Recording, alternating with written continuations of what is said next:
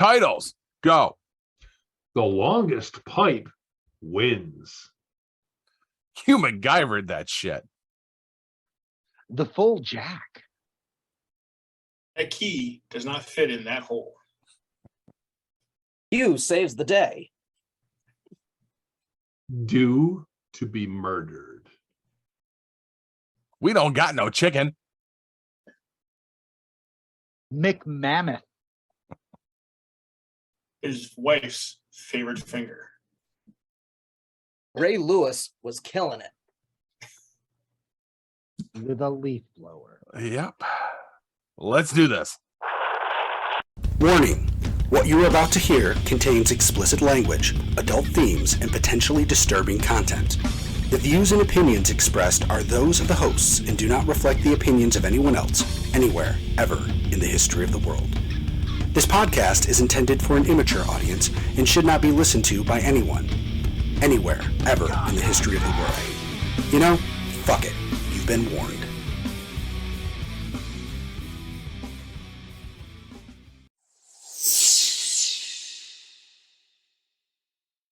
Hello, and welcome to this week's edition of Geek Pod. I'm your host, Paul. I'm Hugh. Corbs. Go. Jack. Guys, what's got you geeked? Sleep. Sleep has me geeked. I am so glad that I am getting sleep. We had a great time at the Wellsboro Comic-Con, but we did not get a whole lot of sleep, and I'm still catching up. And I tried to think about it today. I'm like, I could talk about this, I could talk about this, I could talk about this, but I'm really just looking forward to going to bed after the show. Perfect. That's the perfect vibe to send out to our audience. Yeah. All right. Corbs. Move on. Well, mine's not so much that something that's got me geeked. It's something that's got me a little perturbed. Pissed right off. Yeah, that would be the word. Or words, I should say. So, Sunday night, we went to my dad's. Or Sunday we went to my dad's, which was a nice day. We went to my dad's, had a cookout. He invited everybody over, me, my son, my girlfriend, my mom, my brother and nephew came. So it was all of us, my dad and his wife. And he had a cookout. He made pulled pork, ribs, burgers, hot dogs. It was just a fantastic spread. So came home and was taking stuff out of the car, and don't remember if I did or did not lock my doors. Come to find out, I went out Monday morning to go to the store to get a few things, and somebody had broken into my car. Motherfuckers. Yeah, took everything out of the glove box, took everything out of the center console, and kind of streamed it around the car.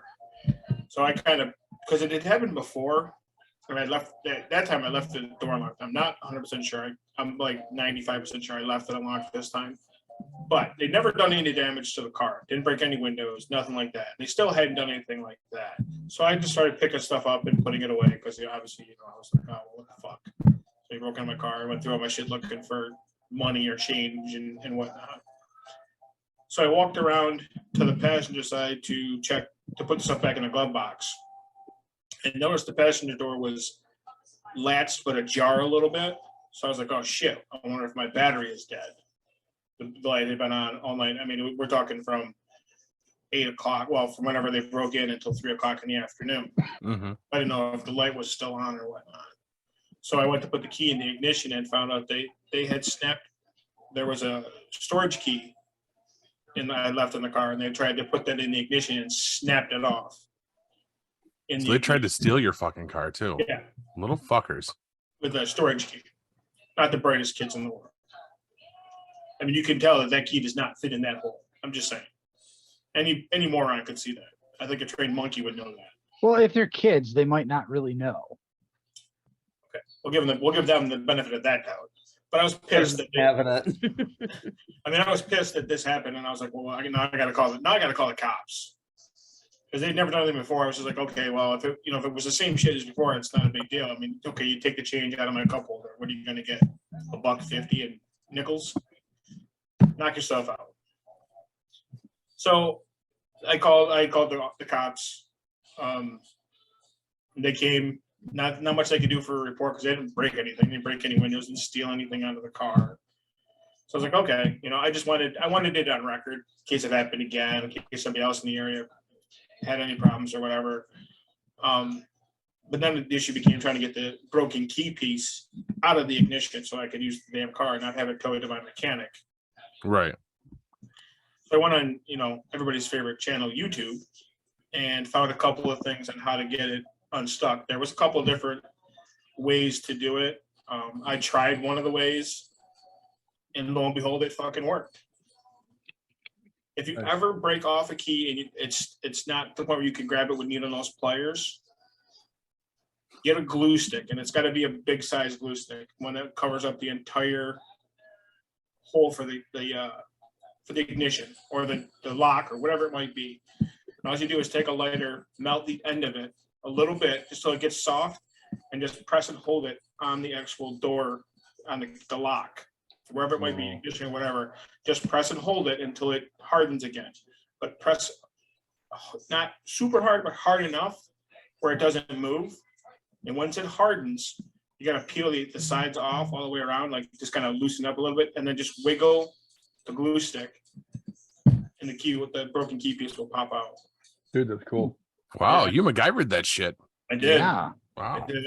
I couldn't believe it. I was dumbfounded at first because I tried it twice. The first time I put it on there, I didn't press hard enough, and when I pulled it, you could hear it move a little bit. But when I pulled it off, the glue stick came off and the key stayed in the ignition, but I still couldn't grab it with the needle nose. So I was like, all right, well, I gotta try something else. There was a couple things. They said try a coat hanger, try a coarse wire if you can get it in there. I was like, okay, well, I'm like, Wait. Were you trying to get your key back or perform an abortion? What's I know something doesn't sound right. right? But I was shocked too. I mean, they show all these things working, and I was like, I'm gonna try this again. So my son and I were down there, and I did it again. I cut the piece off of the glue stick that I'd used before and did it again.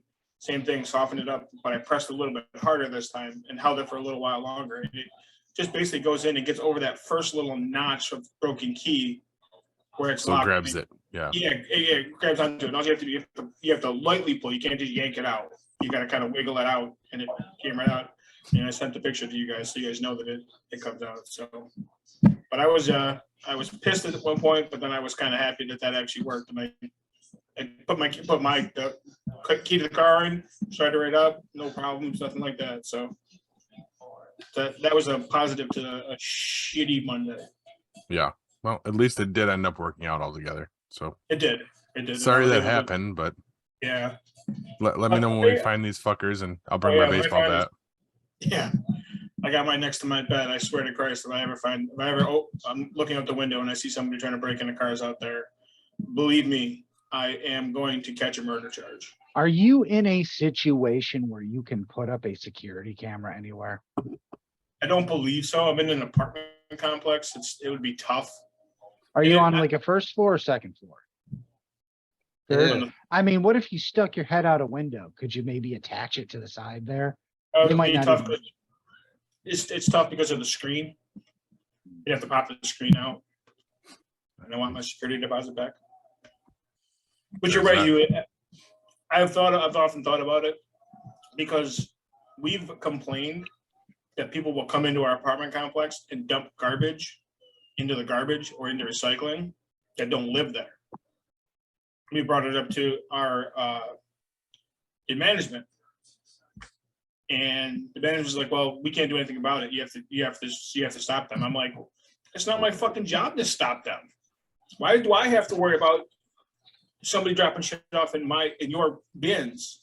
Why do I have to be the one out there taking a look at it and keeping an eye on it? You don't. That's the answer. Right. Yeah. Put up security cameras. That'll stop people from doing it. And every time we call, they're like, oh, there's nothing we can do about it. But then you raise our rent to cover the cost of them picking up the garbage. Or that's so quote unquote why they're raising the rent. It's because they've got to charge more for garbage pickup. So they won't fix. Yeah. Right. Even though that happened though, like I know you watched a YouTube video. I know it was a shitty situation. I'm sorry it happened. You're like, holy fuck, like what Paul said, you MacGyvered it. You're like, This shouldn't fucking worked. I did. I swear to God, I said the same thing. I'm like, motherfucker. It fucking worked. I could not believe it. I was like, it fucking worked. I was like, holy shit. I called my mom. I called my mom and told her because she was at the doctor's when I told her when I first found out it happened, and I called her and I'm like, somebody broke into our car, broke a key off in it. And she's like, well, what are we gonna do? I'm like, well, I gotta have it towed to our mechanic. I gotta have it towed to the mechanics. And I'm like, there's got to be a way to get it out. It happens more often than you think. So I was looking at it. They were like, oh, yeah, you can just use a pair of needle nose pliers. I'm like, I fucking tried that.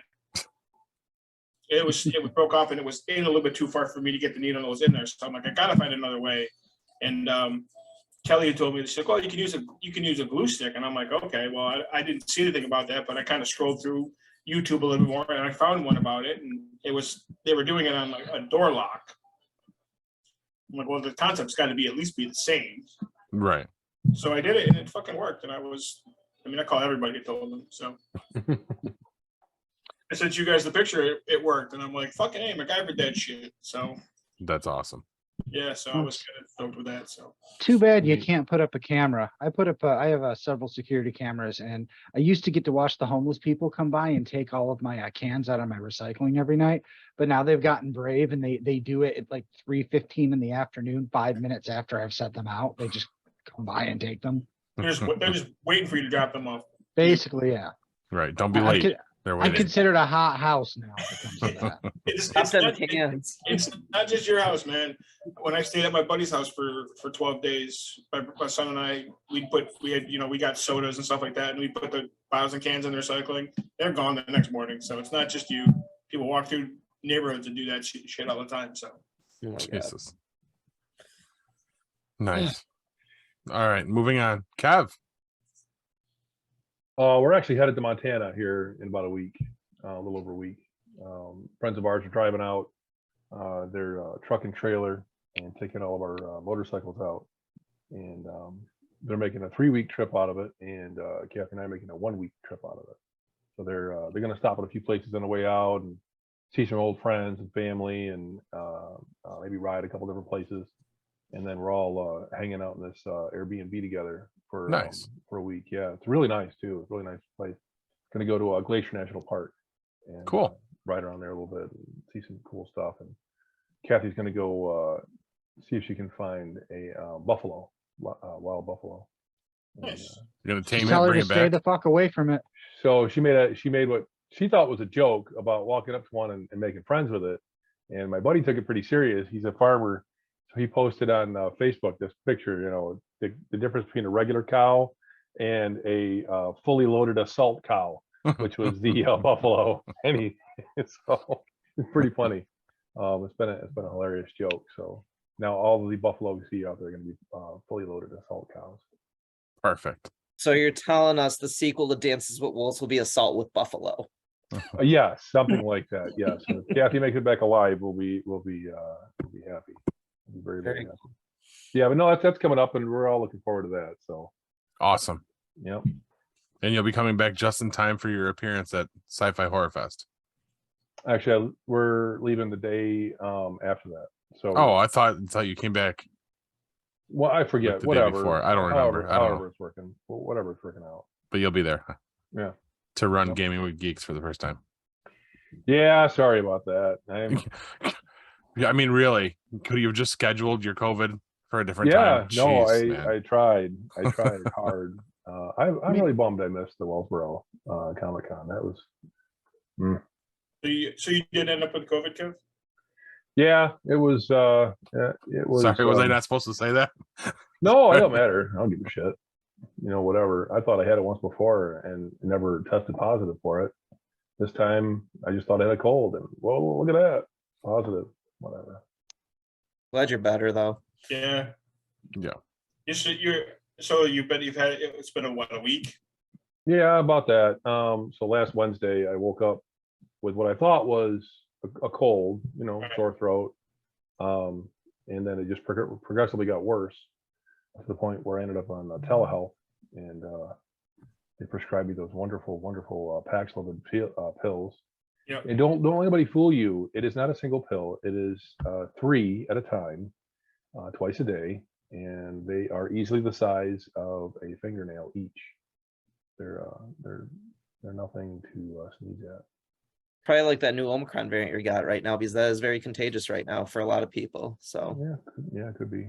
I just figured you're a late adopter, like you haven't upgraded your consoles yet or anything. You waited until everybody else was done with COVID to get it. That kind of tracks. So It does. It really does. And I have actually a follow-up on that very same theme later on, Hugh. all right, fantastic. Perfect. Jack, what do you got? other than me calculating like a hyena last Friday night. So I don't know. Yeah, like Hugh says at best, like sleep is nice. We only got like 4 hours of sleep Saturday night. Dude, well, you keep saying that. It was 3 hours of sleep. We got back to our room after 2. Yeah. And Putzer, I know myself, I had to go take a dump and everything, and you were still awake when I came out of the bathroom. So it was close to 3 when we, at least, we went to bed. I don't know what Paul did. Well, So, Paul got got up up, at like, go ahead. and we got up at 6. Yeah, not good. So it was 3 hours of sleep. No. Yeah. I think I mentioned it to Paul and Hugh over the weekend. What's got me geeked is it's really honestly the little things. Like my parents at the end of this month, 42 years of marriage they're celebrating. So that is pretty awesome. My sister is gonna come in town this weekend. And one of my favorite restaurants is Francesca's in Syracuse. People like Possibilities, people like all these other places, but Francesca's is a good go-to. Like Utica Greens is a solid food. I really love eating that one. That's really good. Just having some good home cooked food with some chicken riggies, some conversation with family, just being with like some family, having a lot of fun.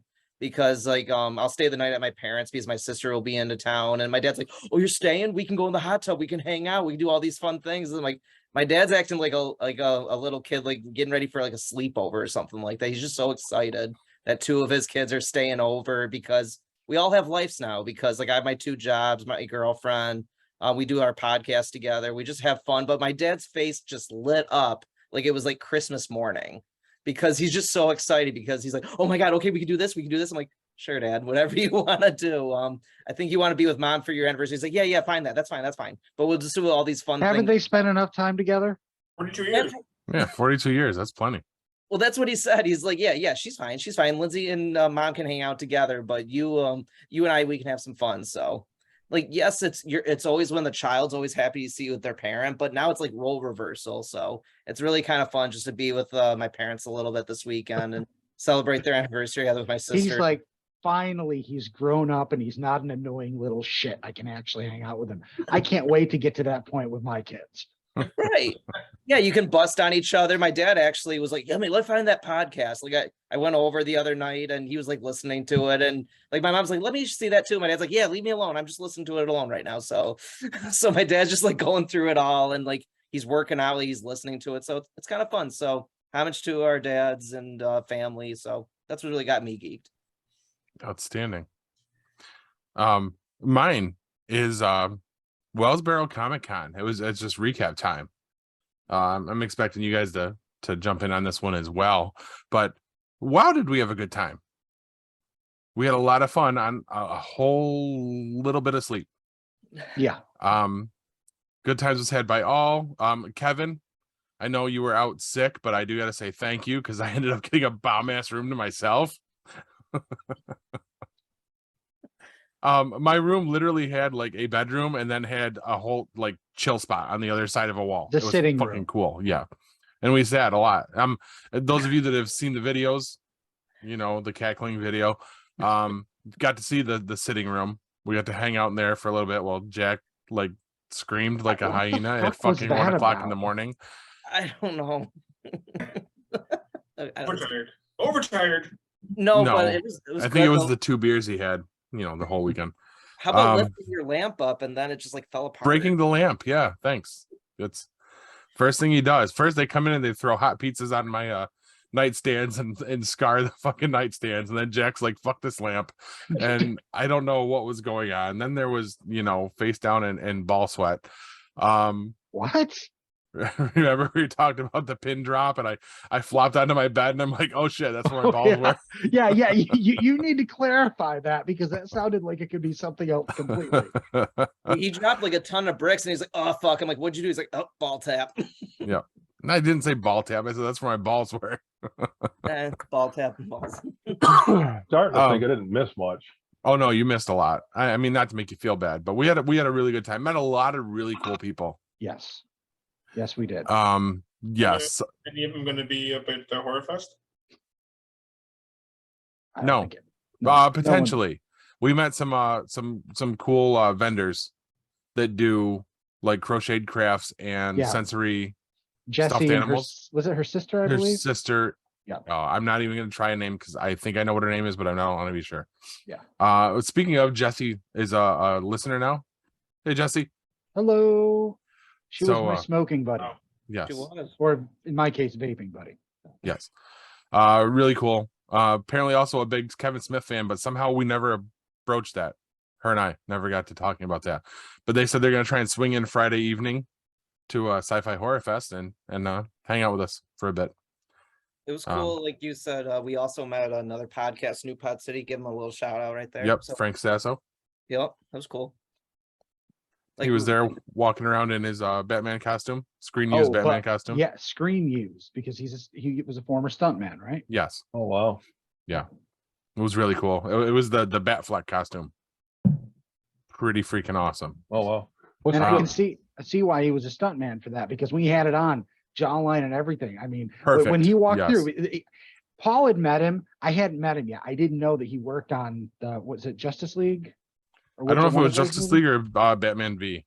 Okay. But I saw this guy walk by in a Batman suit from that era. I saw the jawline. I'm like, holy shit, that looks just like Ben Affleck. It looked really good. Next day I find out, well, yeah, there's a reason for that. We also met the world's biggest Spider-Man fan. Yep. He did. And I'm remiss on his name now because we just kept calling him Peter Parker because he was Spider-Man. Thought you'd already met him. Awkward. Whatever. Sorry, Kev.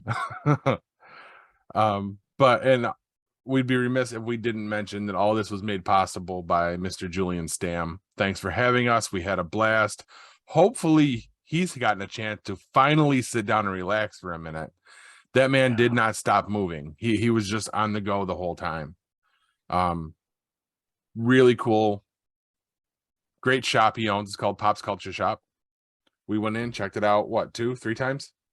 At least, yeah. Very, very cool town. You got to check it out. It's a quaint little, like, Andy Griffith style town, I'd say. Oh yeah, I'm really looking forward to going back.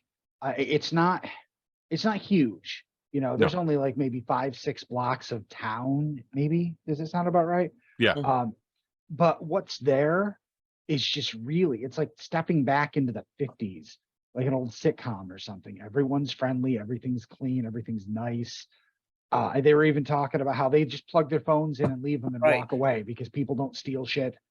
Yeah. I'm just, Pennsylvania's an open carry state. Well, That yeah, might you have something need to to do be, with you need to be There's in a a reason why there's no crime. right. but if you see a phone sitting there alone and there isn't a person there guarding it with a gun, But somebody is. But yeah, like they said, oh, I forgot my phone. They go back and like the next day they won't pick it up, which is kind of cool. It But, was like, still there. Yeah. it was still there. Like it's like what Paul said though. Like we were vendors there, and like some of Julian's like colleagues were coming by to us like, do you need more water? They really took good care of us, so they just made sure we were okay all weekend. Oh, and we can't go without mentioning DPH Games. They were our neighbors. Dan, the mastermind behind it, really cool guy, kept coming over, hanging out with us, and his girlfriend. Is that what he said?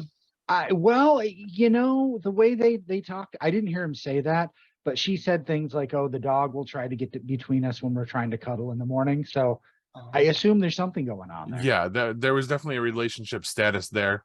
I just don't know if it was marriage or not. I saw But, the wedding bands, but I'm not sure. So they're married to somebody. So yeah, There's hers was that. like a turquoise color and his was black, but I'm not sure.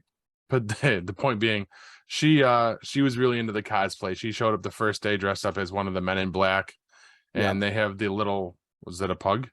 Yeah. Their dog was dressed up as Frank from Men in Black. It was Nice. perfect.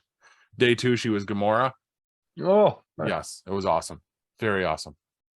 And the little pug had a little Groot. Oh yeah, the Groot bandana. Yes, it was really cool. Ton of people doing cosplay. Tons and tons. We kept seeing them come through while we were doing our gaming. It was pretty awesome. Hugh stayed very busy. If you saw on our Facebook page, running games of zombie. Actually, I thought it was called Zombies. It's not. It's just zombies. Okay, Zombies. just zombies. From Twilight Creations, if you're looking to play it. Yeah.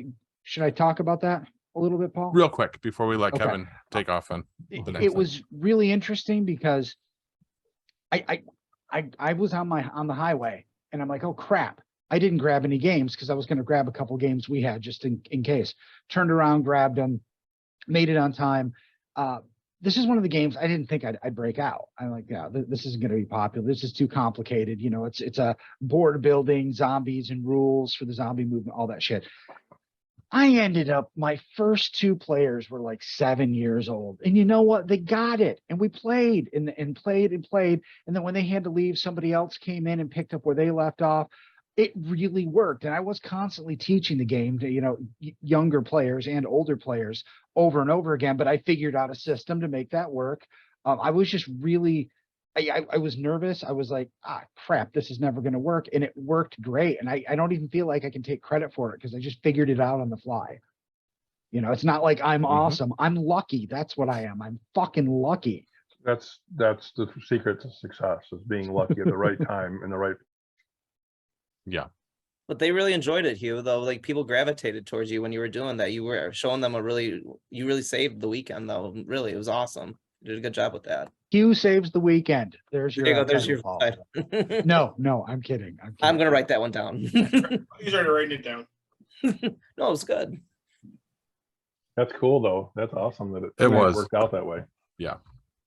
Got us excited for Sci-Fi Horror Fest, definitely. For what we can pull off with that one now. So gonna be good times, but I'm gonna cut it short. Just do know that I am in the editing process for the ART episode that's gonna come out from Wellsboro Comic-Con, so stay tuned for that, guys, reasonably soon. And guys, we playing anything? Well, I can just tell you that I opened up the box for Fallout, the board game, which I purchased at Pop's Culture Shop while I was there. Yes, Kevin, I did it. I went there, I looked at it, I went back to the hotel, went back right before they closed because I just had to. So I bought it and haven't played it. Don't know if I ever will, but I opened it up. The miniatures are cool. All the pieces are cool. I think there's like, 14 decks of cards. No, I'm kidding. I think there's really like 6 different decks of cards. It's really fucking complicated. I read through the rules today and I was like, oh my fucking God, but I'm going to try. It looks like once you figure it out, there's a lot of window dressing, which is a little complex, but once you figure all of that out, the actual gameplay is straightforward. There's just a lot of things to keep track of, but the tracker that they give you for your player really does work because all those things that are complicated, when you get them, they actually slot into different places on the board or on your character board. Character board. Yeah. So it looks like it's organized in the most efficient way it possibly can be. So I'm looking forward to taking a deeper dive into it. Outstanding. That's cool. They bought games. I bought snacks. Cracker Jacks?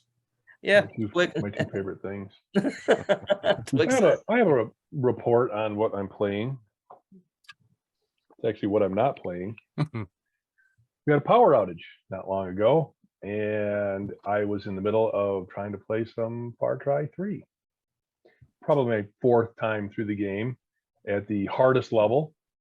And on trying to fire the game back up, it could not find my save game, and then somehow synchronized the corrupted save game with my online save. No. So guess what's gone? My ability to play Far Cry 3. No. Oh, A game that I had really, really, really fallen in love with. I mean, thanks to Hugh for telling me about it. I have just had the greatest time with that game. And on this final playthrough, I was really going to take my time and, really explore some of the very interesting nuances of the character and the island. And so you can't even start a new game?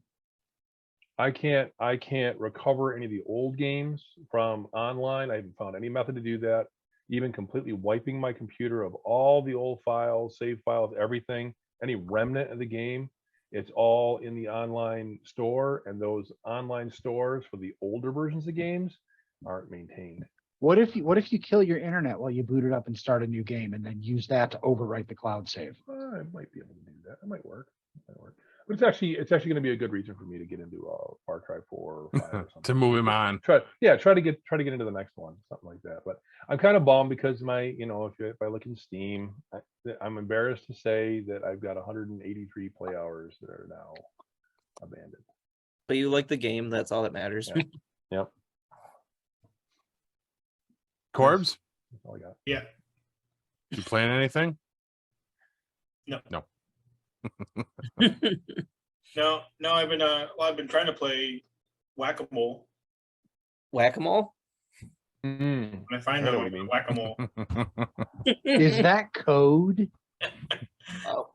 Hey, oh. No. That's slapping the monkey. That's spanking. Oh no, that's something different. Either way, it's animal abuse. And Jack, I'm assuming you've had no time to play anything. No, sir. All right. What about you? I have not played anything. I just have a little bit of news. Marvel's Midnight Suns delayed again. They've pushed it back to make sure that it's going to be the best experience for the player base. Now the exact launch window is going to be within the 2023 fiscal year, which means it will be released before the end of March in 2023. It's supposed to be out this October, and now they pushed it back, and now my copy will be waiting until next year, apparently. So And longer than that. probably, yes. They You get never pushed back until they just refund me. Yes. Pretty much. That's what I would suggest. All right. It'll be the best game in the world once you get Oh, it. Paul, the one thing about Wellsboro Comic-Con that was actually pretty cool we forgot to mention was we went to that VIP breakfast and we got the picture with the guest of honor himself, Roy Thomas. as Yes, Geek we Pod. did. Really cool. There's a Geek Pod picture and then a bunch of isolated pictures. Yes. Nice That's guy. I'm That's all. assuming you guys are going to talk more about this later. Potentially. It might dribble back in. All right. But I think it's a good time to get back into Kev's tabletop review.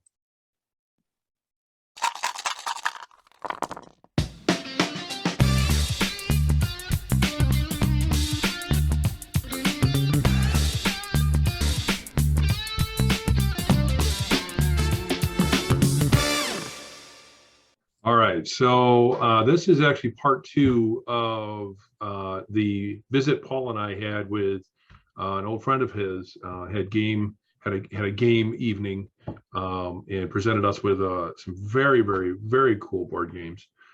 This one was a what was it?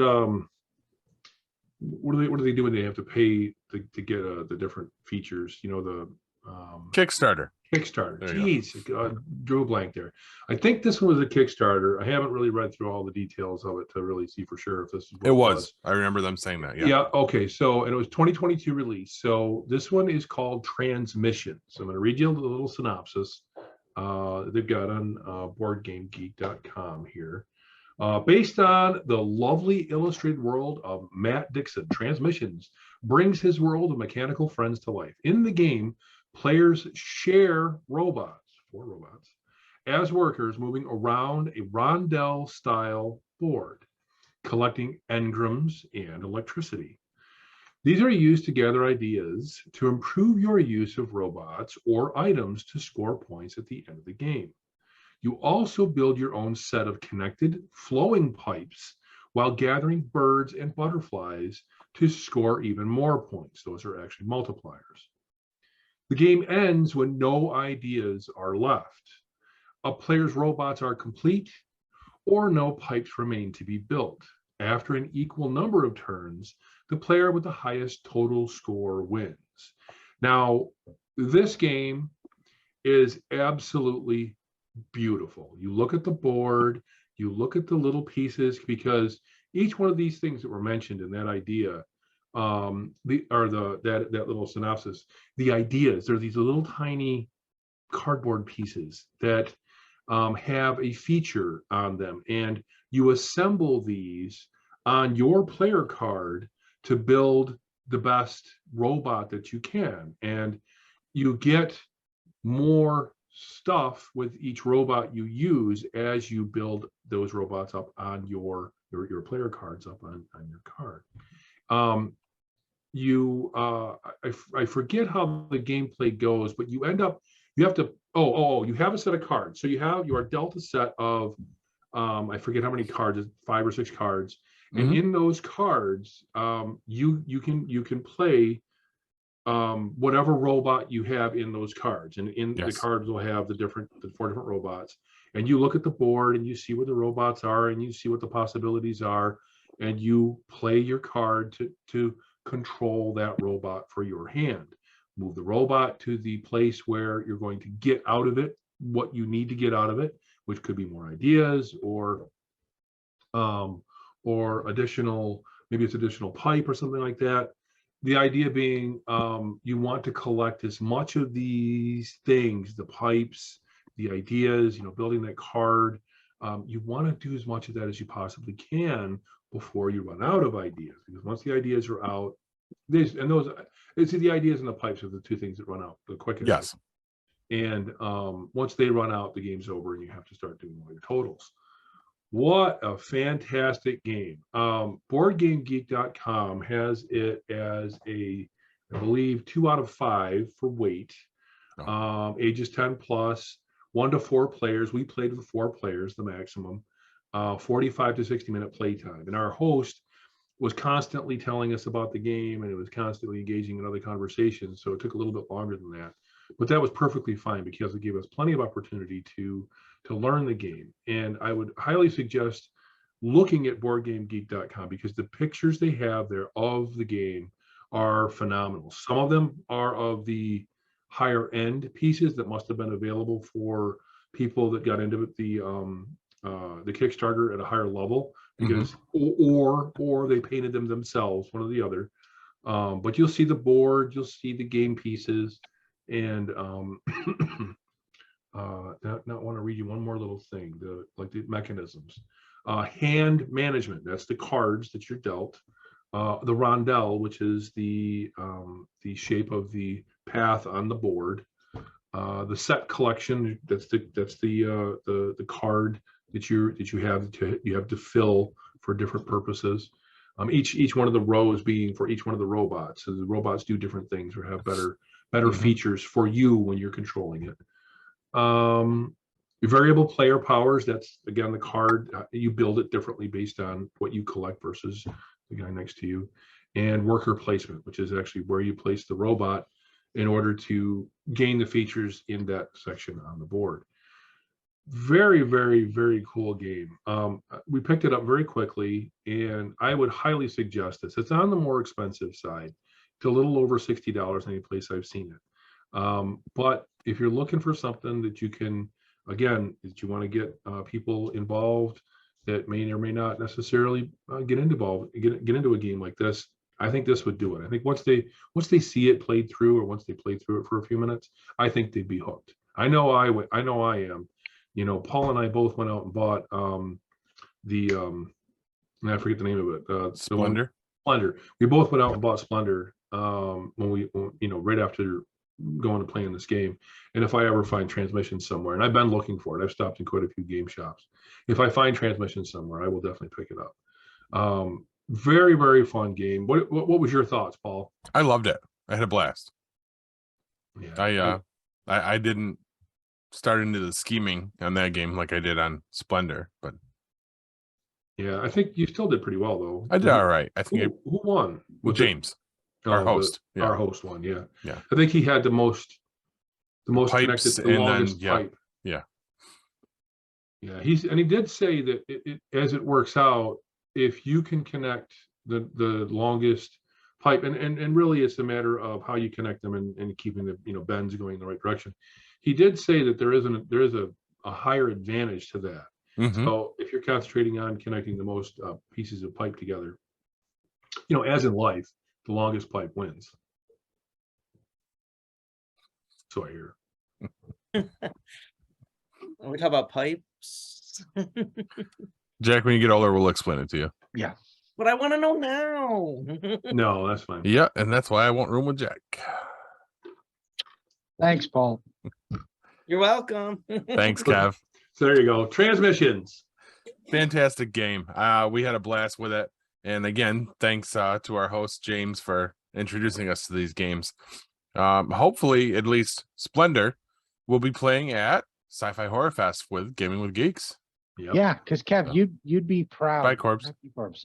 You'd be proud of Paul. He took Splendor, he opened up the box, he set it all up, and then didn't do anything with it. We Then got a it good sat there. picture- Yeah. We got a good picture for social media. Yes. I looked at it and I'm like, this isn't a quick pickup game. Like, you can't just jump into this and play this one. So Okay, that's good to know. it drew people in because it looked cool. And one of our liaisons, Tim, Fluffy yeah. Tim. I call him Fluffy because his hair, he had The quite what? a bit Bounce. of hair there, and it was fluffy. Had some bounce to it, kind of like Jack's beard did before he bitched out and trimmed it down. All Oh, right, I Jack. love it. Sorry, Jack. I'm fine. It'll be back in a couple weeks. It's like a chia Oh, pet. man. I guess we bored Corbs. Sorry. Can I water it? You can water. Scott. Chia. Define water it. I think you just did. All right. But yeah, great games all around. What can we expect since we're in the gaming section? Kev, what do you have in mind for Sci-Fi Horror Fest? What games are you thinking we're going to be fielding out there? And it's going to be in a rotational. Yeah. So one of Thing. the ones that I honestly believe will catch some people is One Night Werewolf. I think Nice. once they hear the phone piece of it, where it walks you through what to do. You know, the different players have to do things like you have to go to sleep, and certain players have to wake up and look around the table. I think once somebody sees that from a distance, I think they'll be very intrigued. And once they see how the game is played out, and once they see that the more players there are, the better. I think that might draw some folks in, especially if we can, you know, if somebody plays part of it and then walks away, then we can get somebody else in. But I honestly think we can get through a hand of this so quickly that we won't be rotating through in the middle of the game, which is Nice. kind of what I was thinking before. I think Hugh's playthrough of Zombies game was very intriguing because I really hadn't thought about doing that.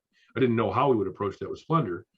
I was really thinking that we would play, you know, a few hands of a particular game, and then if somebody walked up, you know, we would start reset. over, or you know, reset of some way, or maybe the game would just play through, because I think One Night Werewolf, it's like a 15 or 20 minute game to play through the whole hand. Perfect. Yeah. And I think that works out. Like because you'd go what, 20, 30 minutes in a game of zombies while we were there? Sometimes, yeah. I think, well, it can go longer. It all depends on when the helipad gets Right. pulled. But I think the one thing that helped that, once I started partially setting up the board, is that people can look at that and they can see that there are 9 squares on each map. There's spaces. There are figures in the spaces. They know that they have to move characters in those spaces. They probably have to roll dice to figure out how many spaces they can go. These are things everybody knows. So when they look at it, they immediately understand some of the mechanics. Whereas something Right. like Splendor, you look at that and you're like, is that like Lord of the Rings poker? What the fuck is this shit? You know, they don't instantly look at it and understand some of the mechanics already. You're not wrong. Paul did. I Paul mean, is a that's what Splendor everyone savant. thinks. Yeah, Paul's an idiot. I mean, savant. Neither one of you are wrong. I'm just gonna say. But that one night werewolf is a fun game for sure. It'll be, actually, if you think about it, like when you're playing the game, maybe we can get one of our team members to join in as well. So that'd be kind of cool as well. So you have 2 geek god people playing with like some people as well. Oh, we can, yeah. And you know, we'll have a few other games, whatever we have.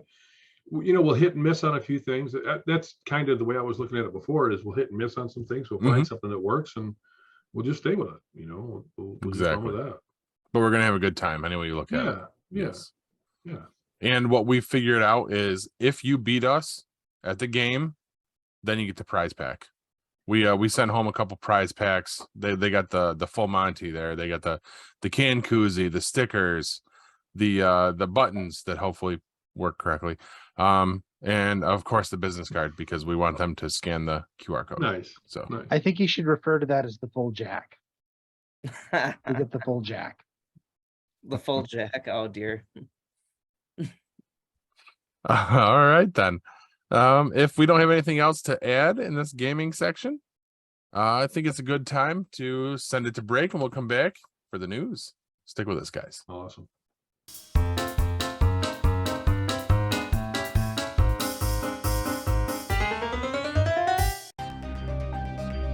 The fourth annual Sci-Fi Horror Fest is coming to Vernon Downs Casino and Hotel in Vernon, New York on August 26th and 27th. Sci-Fi Horror Fest is a family-friendly event featuring fun activities including Horror Tracks live movie riff, gaming with geeks, haircuts from the demon barber himself, Sweeney Todd, vendors, paranormal investigation groups, and a media area with an eclectic group of podcast personalities. Exciting guests include special FX artist Craig Lindbergh, Scream Queens Genevieve Rossi and Lena Senna, and headline guests include CJ Graham, Richard Masser, David Howard Thornton, Grim from Grimm's Horror Show, Brandon Tenold from Brandon Tenold Cult Movie Reviews, Peter Gashik, the Sin Masochist, and Cecil Tretchenberg of Good Bad Flicks. For more information and to purchase tickets, go to www.sci-fi-horrorfest.com. Sci-Fi Horror Fest is currently looking for volunteers. This is your chance to be a part of the fun. Please note, details of the event are subject to change due to any last issues with COVID-19. Looking for the hottest new comic on the shelf or a key back issue to complete your run? How about that rare statue or action figure that you've scoured the internet looking for? Come to Collectibles Galore. Located in North Syracuse with ample off-street parking, Collectibles Galore has a huge selection of comics, toys, and rare pop culture items you won't find anywhere else. Comics Galore is always buying comics and toys and will give you the fairest price for your collection. New customers get 15% off their first purchase in store. Collectibles Galore for all of your pop culture needs. Stop in and see for yourself why Collectibles Galore is the king of comics.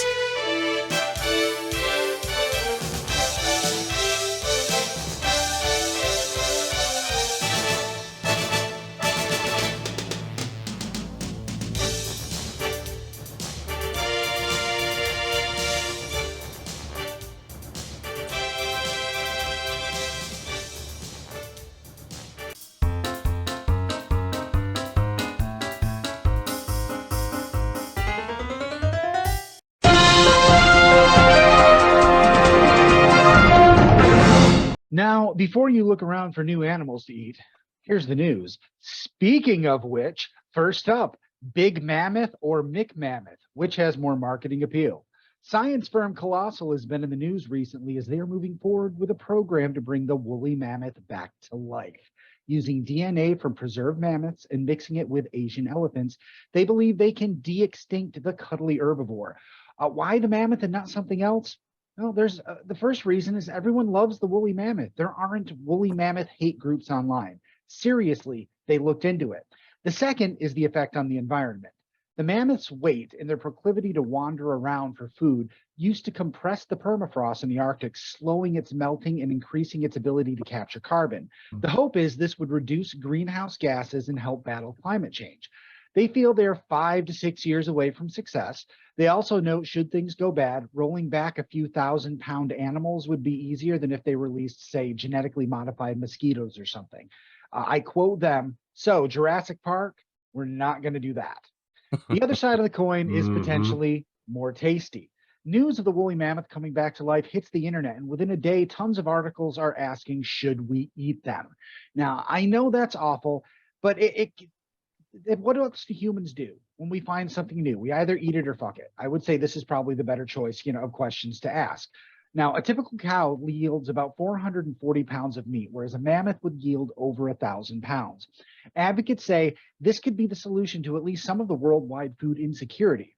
But if it becomes publicly acceptable, we will have a fast food version as soon as possible. Humans, bringing animals back from extinction, and eating them. That Earth-destroying asteroid can't come fast enough. Next up, sorry, not sorry. Warner Brothers must have hired Dog the Bounty Hunter, as Ezra Miller has been found and checked themselves into treatment. In a statement I am sure was written by someone with a gun in their other hand, the actor said, "Having recently gone through a time of intense crisis, I now understand I am suffering complex mental issues and have begun ongoing treatment. I want to apologize to everyone that I have alarmed and upset with my past behavior. I am committed to doing the necessary work to get back to a healthy, safe, and productive stage in my life." So, just so I understand this, you throw away the diverse female-driven movies on your slate, but you do a manhunt for a white actor who's barely been in anything and force them into treatment. I mean, I didn't even know who Ezra Miller was before they were cast as the Flash. Has anyone ever been on board with this? Release the movie, add a scene at the end which multiverses a new Flash into movie continuity, and then move on. In the next team-up movie, pull a roadie and have Jason Momoa look over and say, "You changed your look. It's less creepy now. I like it." Boom! Problem solved. Send my check to Hugh, care of GeekPod. I'll go update my IMDb. And finally, you have got to be kidding. WB Discovery has sold the majority stake in CW Network to the Nexstar Media Group. They now hold a 75% stake and will be taking control of the network immediately. Their intention is to cut costs and expensive scripted shows and replace them with unscripted shows and syndicated content. So they're basically going to turn it into an infomercial. And that's fine. The writing was on the wall. The more interesting thing is the demographic information that came out of the analyst calls. They revealed that the average age of a CW viewer is, wait for it, 58 fucking years old. 58. The network, known for comic book shows, scantily clad 20-somethings, and Supernatural, is primarily watched by old perverts, apparently. Like I should talk, I watch Riverdale. But that aside, this is astonishing. It's also why it's the least watched network. Now, although their planned moves don't seem to me like they're going to win over the 18 to 34 demo, if I were them, I would lean into it. Bring back The Man Show, Baywatch, and whatever 27-year-olds playing high schoolers in little clothing pretending to be aimed at teenager shows you want, and market to the AARP and Hurricane crowds.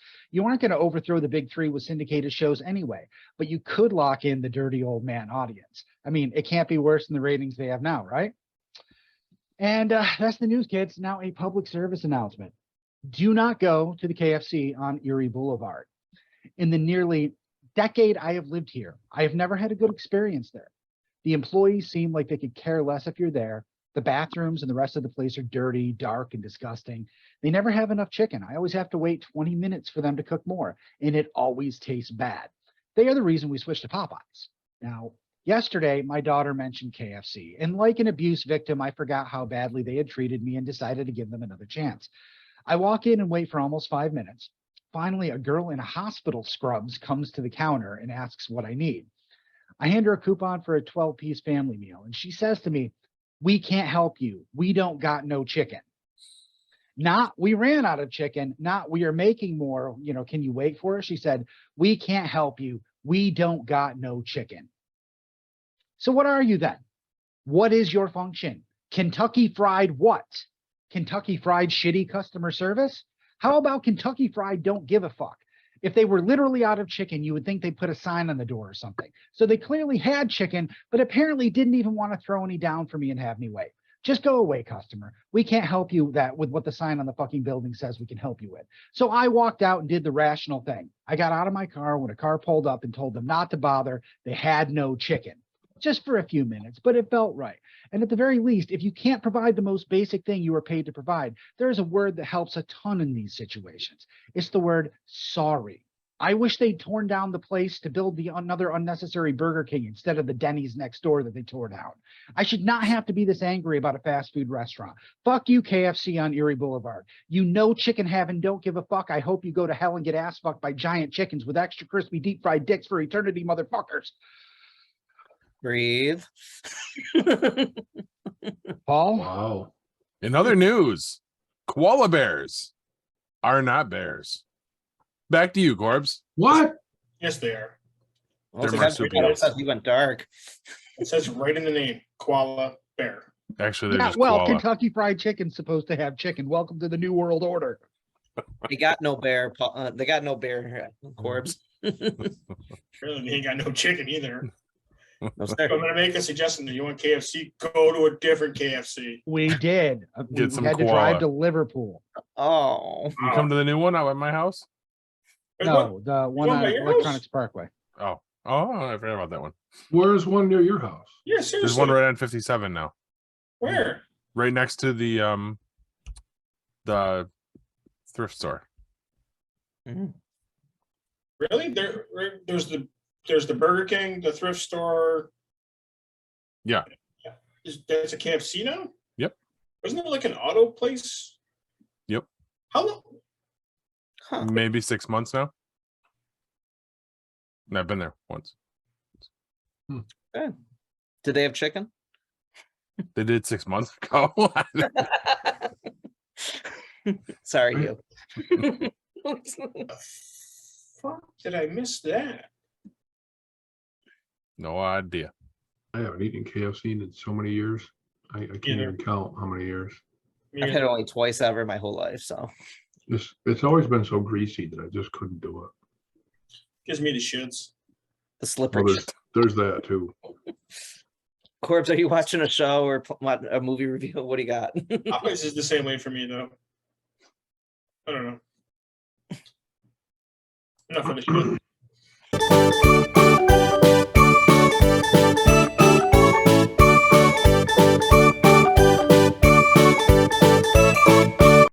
All right, last week we did offensive Oh yeah. greatest players. Yep, This and I we're made gonna- up their histories in my head, what they were Yes. famous for. I'm gonna do that again. I'll be over here. So this week we're going to do defensive players. All right. So we're going to start with the edge rusher. No offense. I mean, Lawrence Taylor, definitely the best edge rusher in the history. I mean, if you think about it, I mean, there's really nobody better, but there are guys out there. You got Richard Gant, Michael Strahan, Deacon Jones. These guys all come to mind.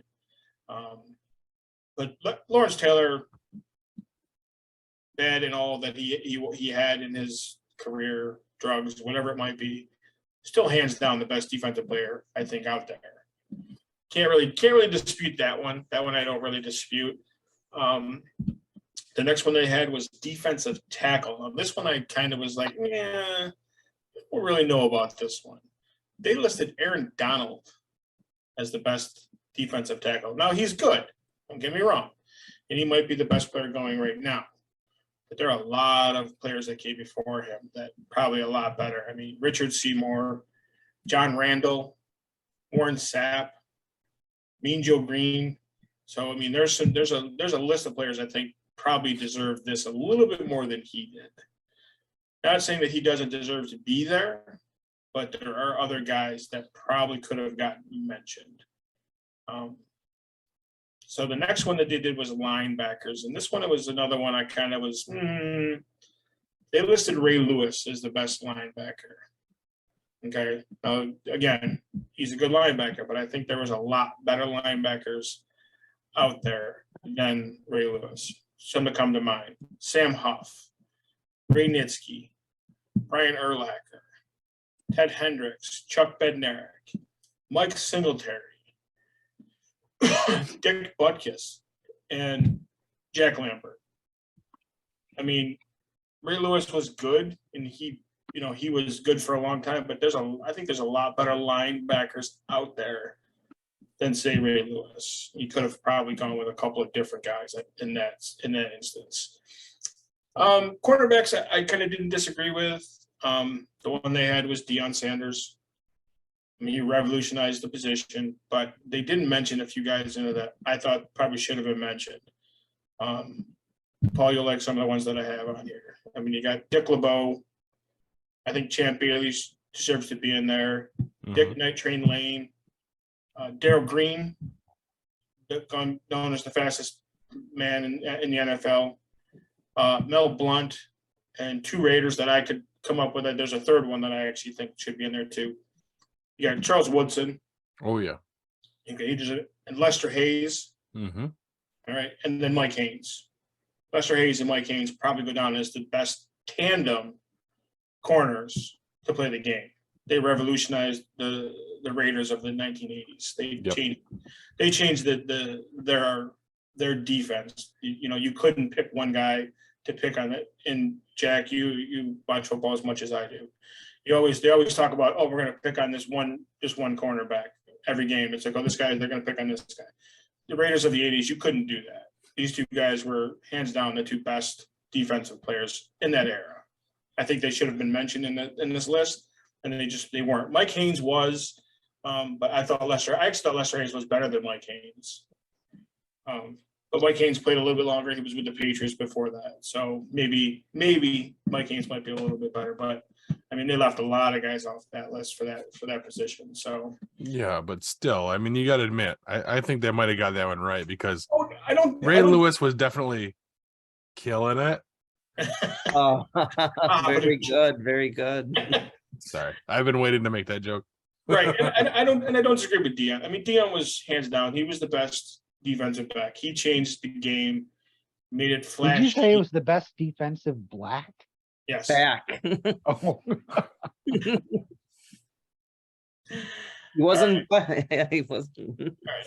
So we're gonna move on to safety. Now, I don't disagree with this one either. Any man that would cut a finger off to stay in a game should be at the top of my list. And I'm talking about Ronnie Lott.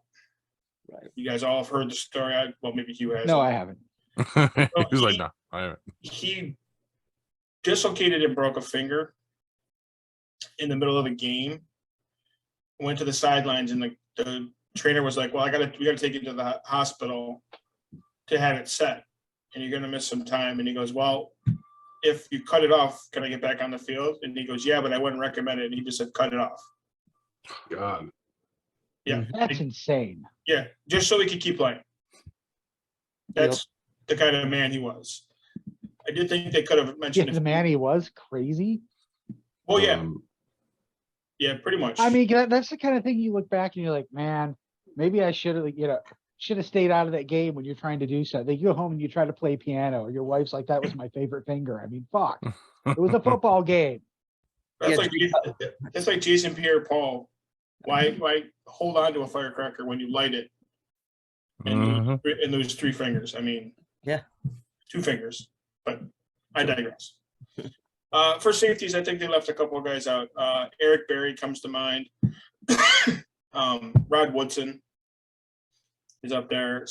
Troy Polamalu, I think, was, he's always going to be towards the top of the list. Ed Reed was very good for the Ravens.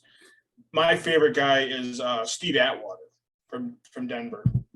I mean, guy hit like a fucking truck.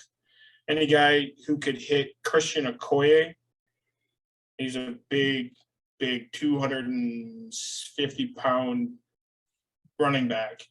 And Steve Atwater hit him as he was coming through the hole and knocked him backwards. And that was the first and only time Christian Okoye got hit and went backwards. So this guy hit like a truck. And I thought he should at least be mentioned. He wasn't even mentioned in the article, which kind of upset me a little bit. I mean, he was very good for the Denver teams that went to the Super Bowl a couple of times.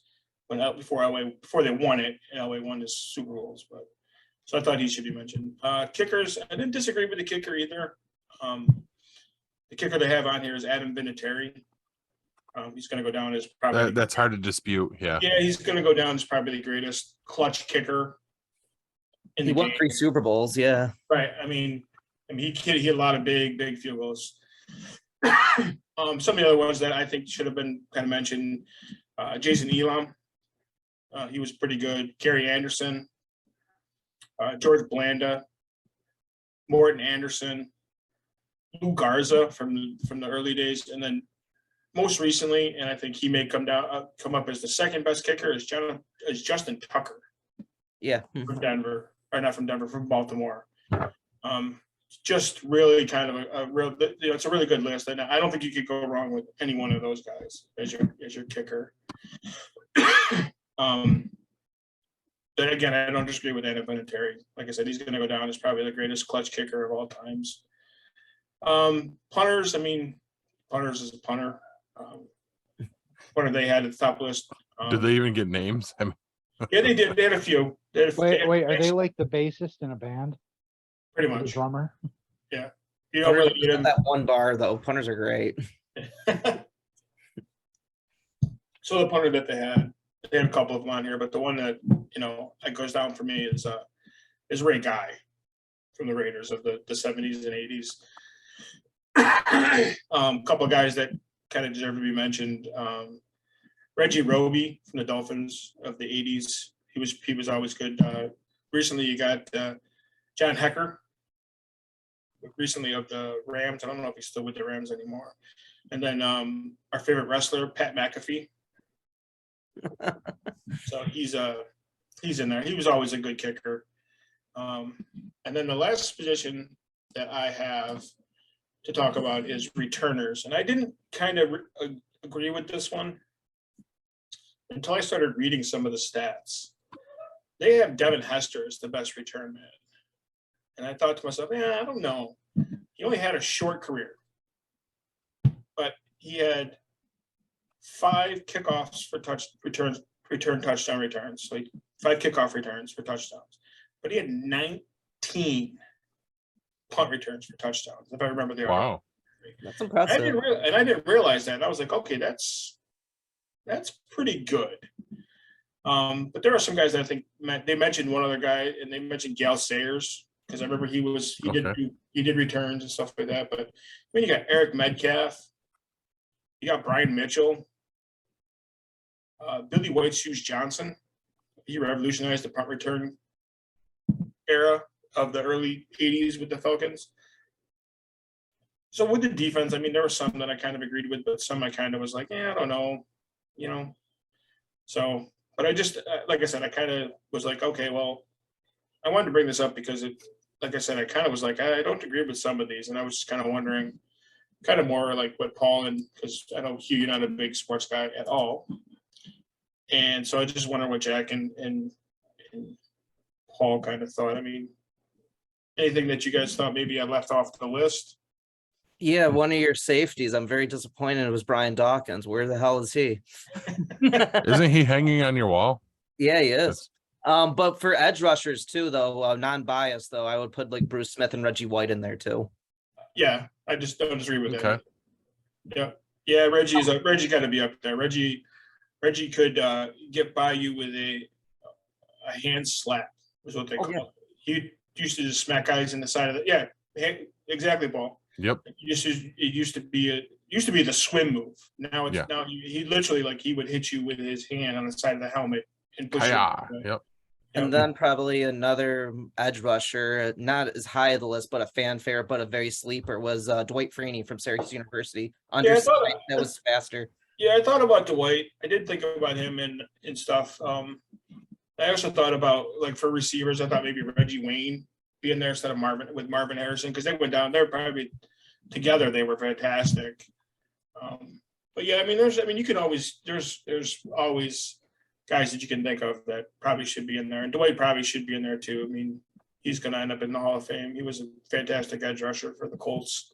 So, what was it? Also, the Buffalo Bills in the late 90s, 2000s weren't never very good, but one punter that comes to mind is Brian Moorman. If you guys want to Google it, I think I mentioned this last podcast, Sean Taylor, a late cornerback, lit him up in a Pro Bowl.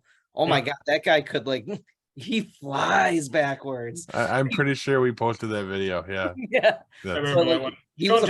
Sean Taylor's not a safety that you can throw in there too. I mean, obviously his career was cut short due to him being murdered. So that'll do it. Yeah.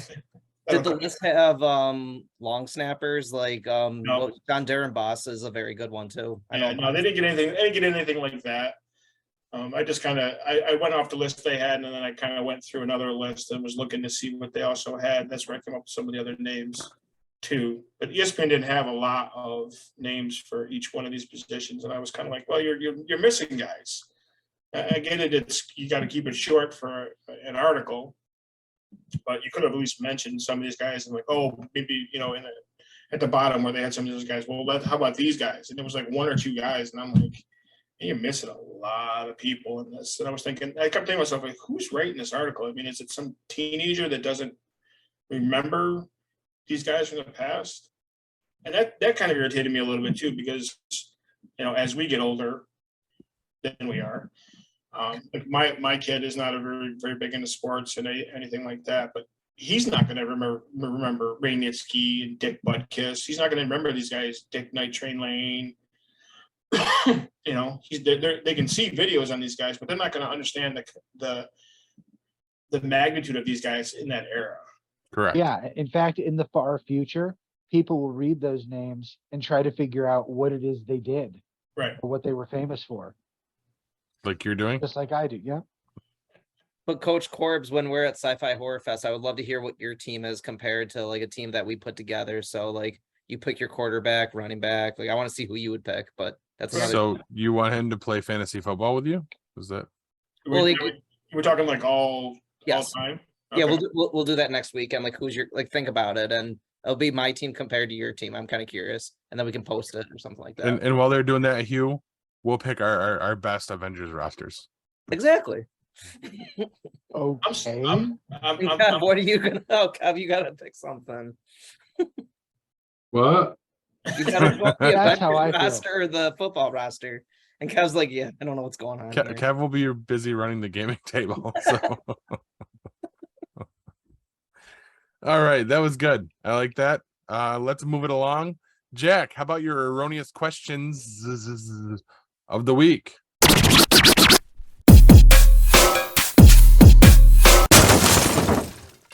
Oh, you got Hit it. All right.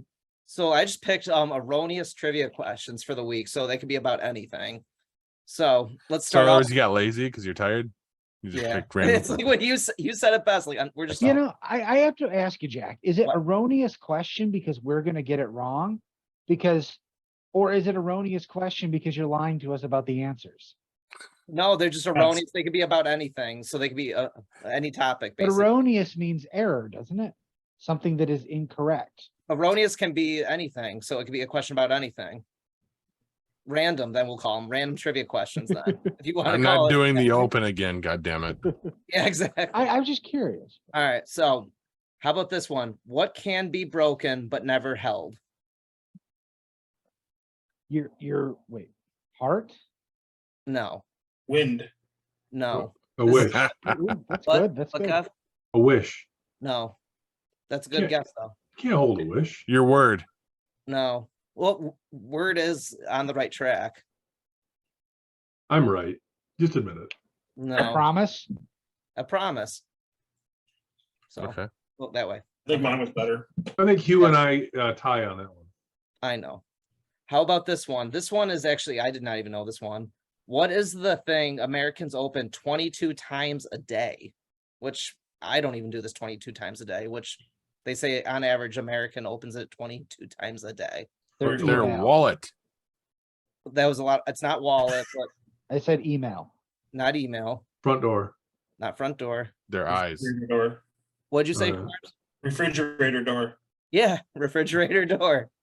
Nice. I buy that too. I don't do it 22 times a day. I just leave it open. My wife I like do that about 22 times an hour. 3 or 4 times. Yeah. Right. And then this last one, this guy was the Said oldest 2. actor ever to win the Sexiest Man Alive on People's Magazine. Tom And, Selleck. and he is now dead, unfortunately. Oh, Sean not Tom Connery. Selleck. Yeah. You got that with Yeah. Weren't we Without supposed to quickness. break before we answered the questions? No. No? Oh, no, that's when Paul asks his. Oh, that's the topic. That's you're what's about to happen right now. All right. So our weekly topic for this week, and Kevin's going to pretend to act surprised because I know he already looked at it on the thing. So I he's actually formulating. didn't. Okay. I haven't. Anyway, this came up because of something yesterday when I was cleaning the kitchen and it came across. What is your guilty pleasure song?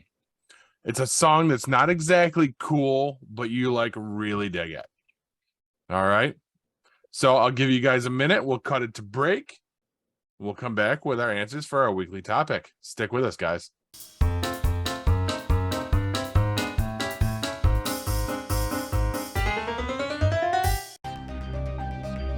The 4th annual Sci-Fi Horror Fest is coming to Vernon Downs Casino and Hotel in Vernon, New York on August 26th and 27th. Sci-Fi Horror Fest is a family-friendly event featuring fun activities including Horror Tracks live movie riff, gaming with geeks, haircuts from the demon barber himself, Sweeney Todd, vendors, paranormal investigation groups, and a media area with an eclectic group of podcast personalities. Exciting guests include special FX artist Craig Lindbergh, Scream Queens Genevieve Rossi and Lena Senna, and headline guests include CJ Graham, Richard Masser, David Howard Thornton, Grim from Grimm's Horror Show, Brandon Tenold from Brandon Tenold Cult Movie Reviews, Peter Gashik, the Sin Masochist, and Cecil Trechenberg of Good Bad Flicks. For more information and to purchase tickets, go to www.sci-fi-horrorfest.com. Sci-Fi Horror Fest is currently looking for volunteers. This is your chance to be a part of the fun. Please note, details of the event are subject to change due to any last issues with COVID-19. Looking for the hottest new comic on the shelf or a key back issue to complete your run? How about that rare statue or action figure that you've scoured the internet looking for? Come to Collectibles Galore, located in North Syracuse with ample off-street parking. Collectibles Galore has a huge selection of comics, toys, and rare pop culture items you won't find anywhere else. Comics Galore is always buying comics and toys and will give you the fairest price for your collection. New customers get 15% off their first purchase in store. Collectibles Galore for all of your pop culture needs. Stop in and see for yourself why Collectibles Galore is the king of comics.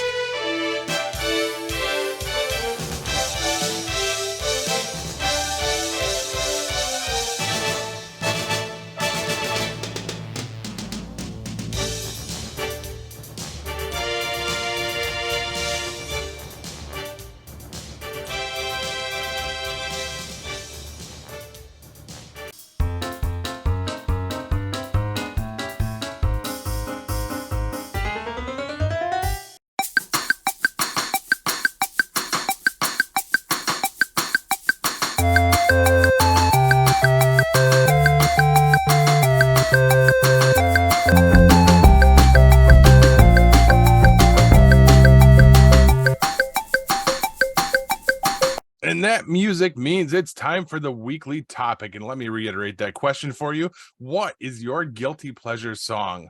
A song that's not exactly cool, but you love it anyway. Hugh, go. Paul, I hate you for this.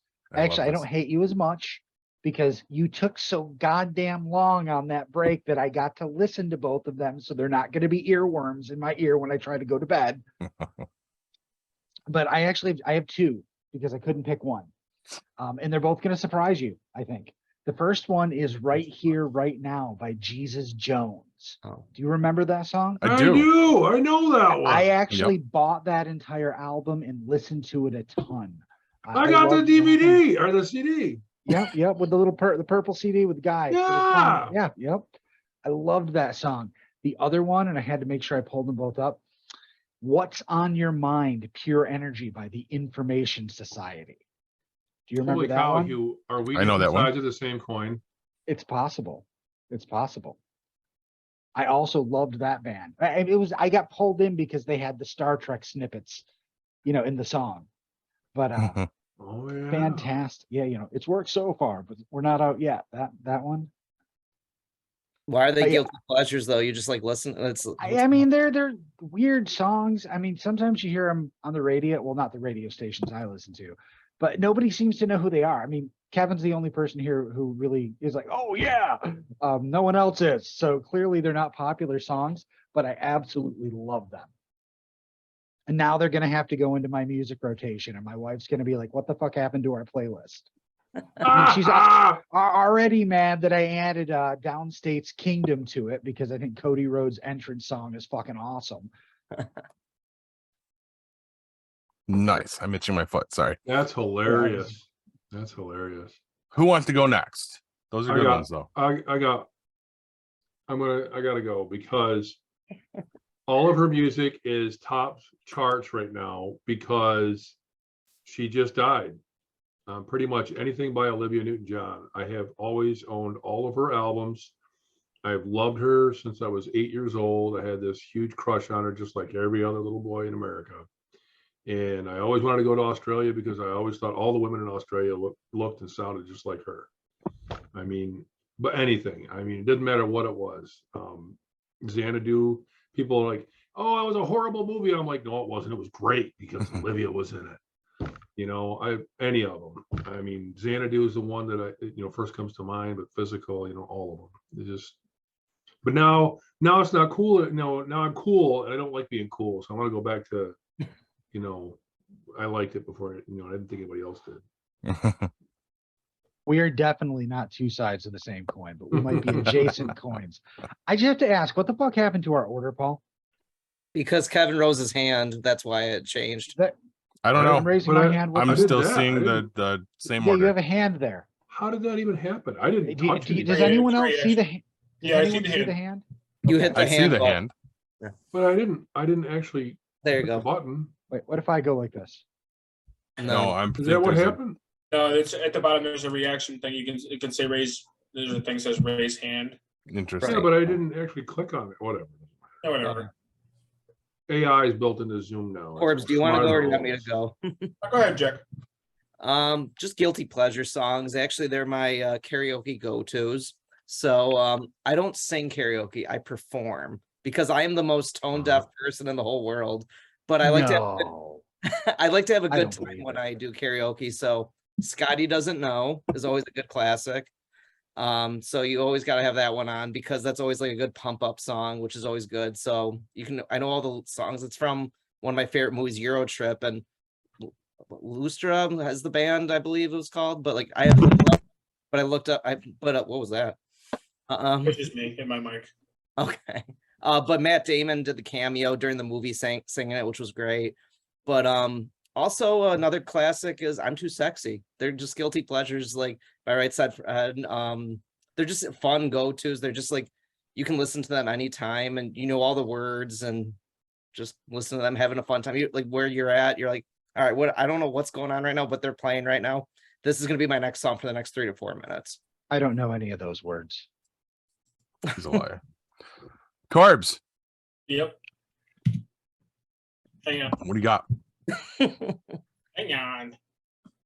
I got a couple of them. So where'd you go? All right. So I got a few. Jack took one of them. Right Fucking Side Fred. Jack. Okay. So for me, it's Dexy's Midnight Runner. Come on, Eileen. Come on, Eileen. Yeah. See? And then another one I've got is Men with Hats, the safety dance. I just heard that yesterday. And then this one is a shout out to my mom.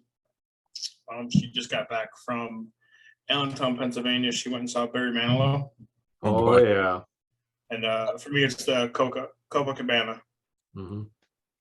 So my mom would always play the 8-track cleaning the house or whatever. She'd always have it on. It's just it's one of those songs that you never hear it on the radio anymore. You don't ever hear it unless you're listening to like ancient oldies channel or whatever, or the Barry Manilow channel or Right. the Fairy channel or whatever. Are you a fan of Low? I am not a fan of Low. Okay. I am You might definitely hear that on Capital Wasteland Radio. What do you think, Kev? Fuck yeah. So, but yeah, those are it for me. I did have Right Side Fred. I'm Too Sexy. So, but Jack took that one, so I figured I'd come up with a couple more. But the more I thought about it, Safety Dance and Come On Eileen. Those two when those two songs come on in the car, you can't help but sing them. So You're not wrong. Embarrassed though. We can share I'm Too Sexy. That can be shared, so it's all good. Y'all share whatever you want. That's all. Go ahead. I'm good. All right. So mine, it's just one song, but it's You Can Call Me Al by Paul Simon. That's mine. That hit yesterday and that just hit just right. So you can thank Paul Simon and a little bit of Chevy Chase for that one. I love that video. That video was so That's a good funny. one. That's a good one. I'm gonna have to go watch that video tonight when I go to bed. There you go. All right. So moving on. Guys, what are you watching? TV. Uh-oh. Can I just say, I am so sorry I waited to watch Stranger Things. The best, the absolute best season yet. The hair on my arm stood up more times than I can count. I just thought it was the greatest. And the last episode, oh my God. I mean, over 2 hours didn't make any Wow. didn't make any difference. I was just, My son started watching it, so oh, I'm not gonna say any more. It's just fucking awesome. Go ahead, Well, Hugh. Now, Jamie Thomas, Robert Downey Jr., tell me they could not just plug him in as Iron Man, say he's, Tony had a clone and, he's a little bit younger, but he could play that character. Do you know who I'm talking about? Oh, Yeah. Possible. wow. Like I would totally buy if they put him in a movie and they said he was a de-aged Robert Downey Jr. I would fucking believe that. 100%. Oh, wow. Hmm. I'm like, my mind is fucking blown right now. He right down to the mannerisms. The character he played in that movie was young Tony Stark. Yep.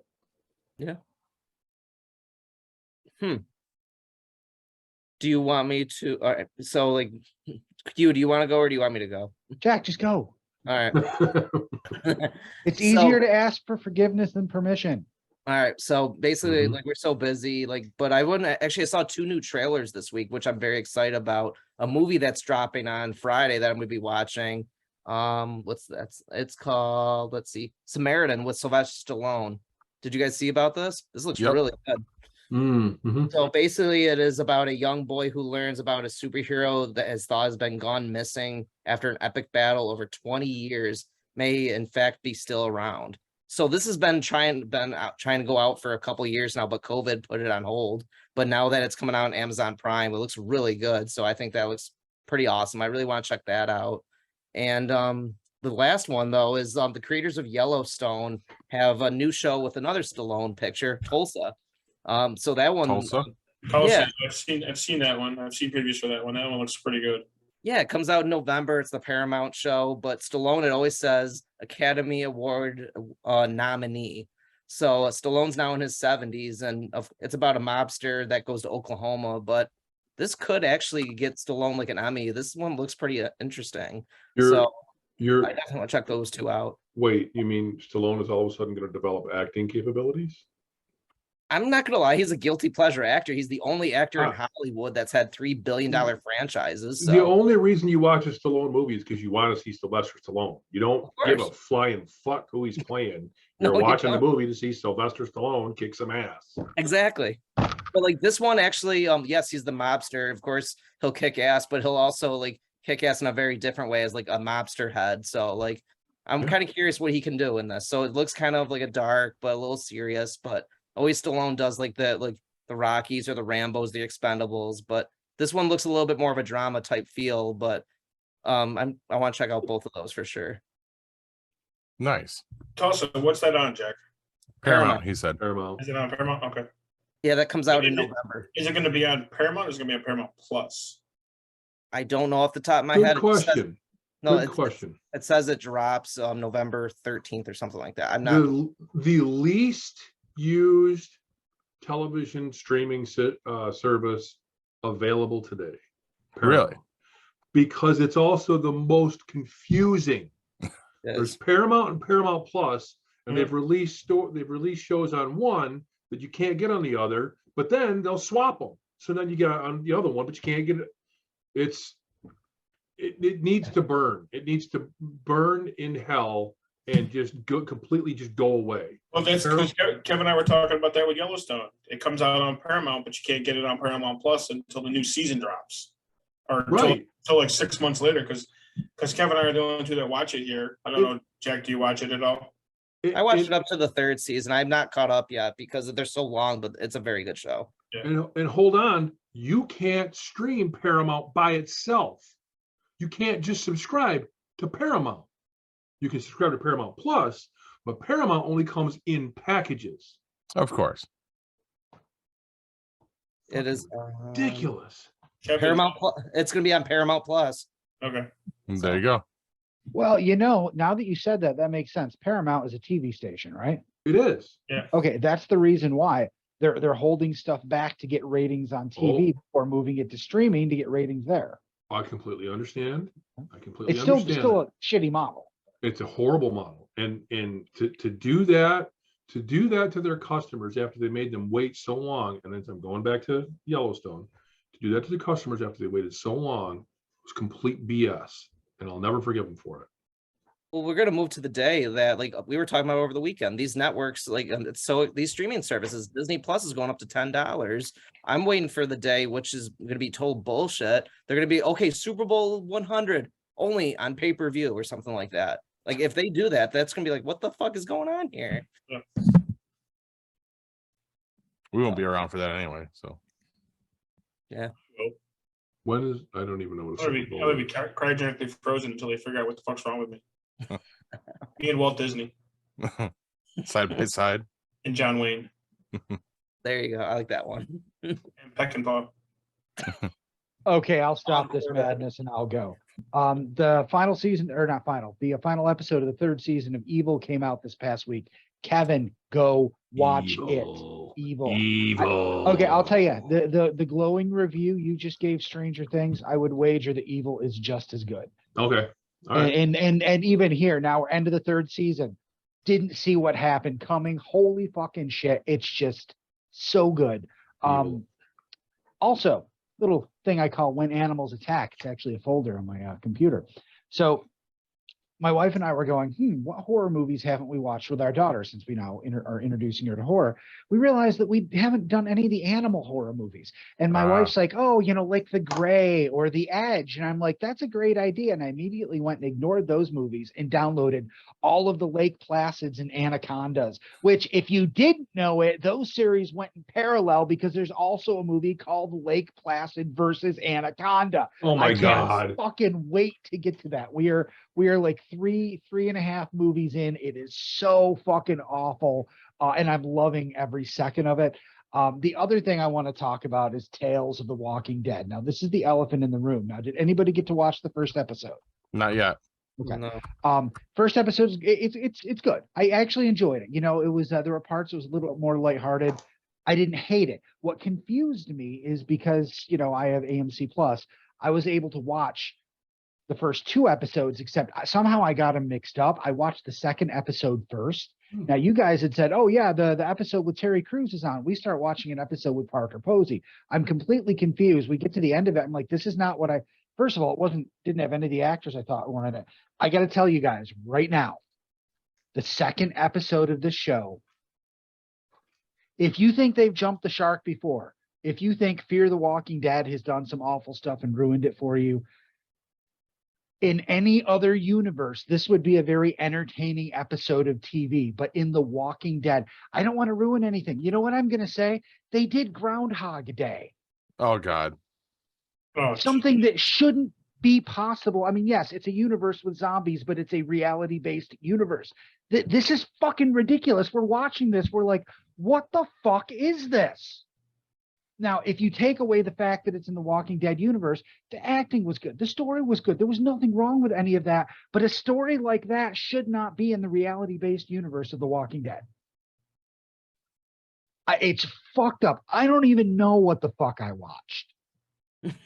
Yeah, Paul's just blinking. Yeah, I mean, you have to watch it because you need to join me on the what the fuck train. But my wife goes, is this what this show is going to be? I don't know what they were thinking. I mean, perfect. Looking forward to it. Hey, so I was Sunday night I actually, can bang my head against the wall for a while.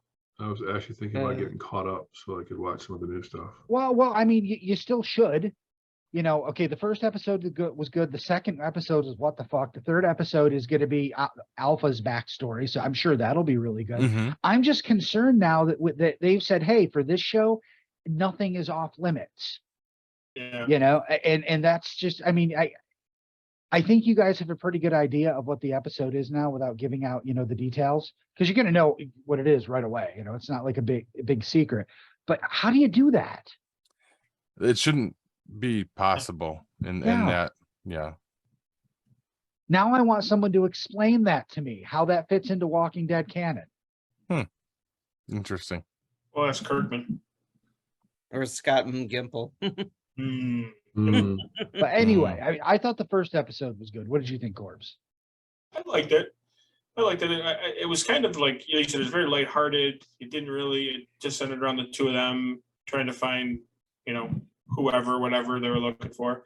I didn't dislike it. I was kind of like, okay, this is a little not Walking Dead-ish until you get to certain spots in it, and whatnot. So, but I didn't dislike it.